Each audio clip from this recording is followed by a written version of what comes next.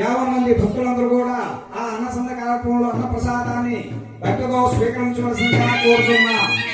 అలాగే మనం మీరు వచ్చిన భక్తులు 50 మంది కూడా ఇక్కడ అచ్యుత స్వామి వారు చక్కగా ఓం విశ్వసేన నమోరాధయామి. విశ్వసేన అంటే ఎవరు? పుణ్యావాచన కళ్యాణ సందర్భంలో ఎక్కువ చేస్తుంటారు. అలాగే శుద్ధి అంటే ఇది, మహాసంకల్పం అంటే ఇది, పూర్ణాల వల్ల ఏంటి ఉపయోగము? కన్యా కనకంటున్నాం కన్యాదానం చేయడం వల్ల ఏంటి ఉపయోగము? అలాగే అక్షరారోపణం, విద్యోపేతం, మాంగళ్య ధారణ ఇవన్నీ కూడా ఆ స్వామి ఎంతో చక్కగా వివరిస్తారు. ఒకరు చక్కగా మంత్రాన్ని చదువుతారు, ఒకరు చక్కగా క్రియ చేస్తారు, ఒకరు చక్కగా దానికి అర్థము తాత్పర్యాన్ని మీకు చక్కగా చెప్పడం జరుగుతుంది. కాబట్టి మనం తెలుసుకోవడమే కాకుండా మీ బిడ్డలు కూడా సనాతన ధర్మ సాంప్రదాయాలను ఇక్కడ జరిగే యొక్క తప్పు ఏదైతే ఉందో అవన్నీ మీ పిల్లలు కూడా ఈ మంచిని ఆ కళ్యాణ మహోత్సవాన్ని విశేషాలను తెలియపరిచి వారందరూ మంచి మార్గాన్ని రావాలని ఆశిస్తూ లోక కళ్యాణ కోసం చేసే కళ్యాణ మహోత్సవంలో ఈ బ్రహ్మోత్సవంలో ఎంతో విశేషమైంది. కాబట్టి అందరూ కూడా త్వరగా రావాలి. మీతో పాటు పట్టణాలు కూడా త్వరగా వచ్చి చక్కగా చెల్లించవలసిందిగా కోరుతున్నాం.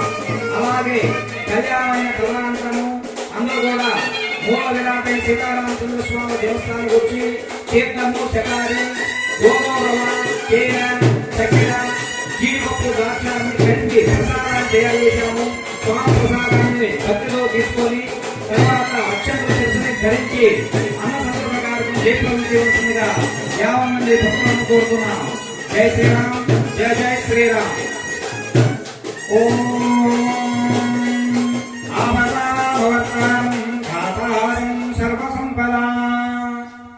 లోకాభిరామం శ్రీరామం భూయో భూయో నమామ్యహం.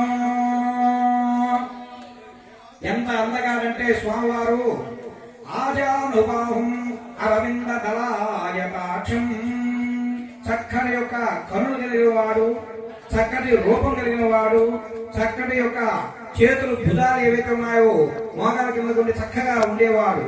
చక్కగా నార వస్త్రములు అందరూ కూడా ఆభరణాలు ధరిస్తే చక్కగా ఉంటారు. కానీ రాములు వారు అనగారు, ఈ యొక్క పీతాంబరమైన నూతన వస్త్రములు ధరించినట్టే ఆయన చక్కని ఒక 1000 కోటి సూర్య ప్రభావంతో వెలిగిపోతుంటున్నాడంట. అందుకే స్త్రీలకి ఆయన మీద వ్యామోహం కలిగింది. అదే కాకుండా పురుషులైన సన్యాసులకు కూడా రాముడు ఒక్కసారి ముద్దు పెట్టుకుంటే బాగుండే, స్వామివారిని మనస్ఫూర్తిగా భక్తితో గౌరవించుకుంటే బాగుండే అనే ఒక తత్వంతో ఉన్నారంటే ఆయన ఎంత అందగాడని మనం చెప్పాలి. సత్యవ్రతుడు, సత్య ధర్మ రక్షకుడు, పితృ పరిపాలకుడు, ధర్మ రక్షకుడు.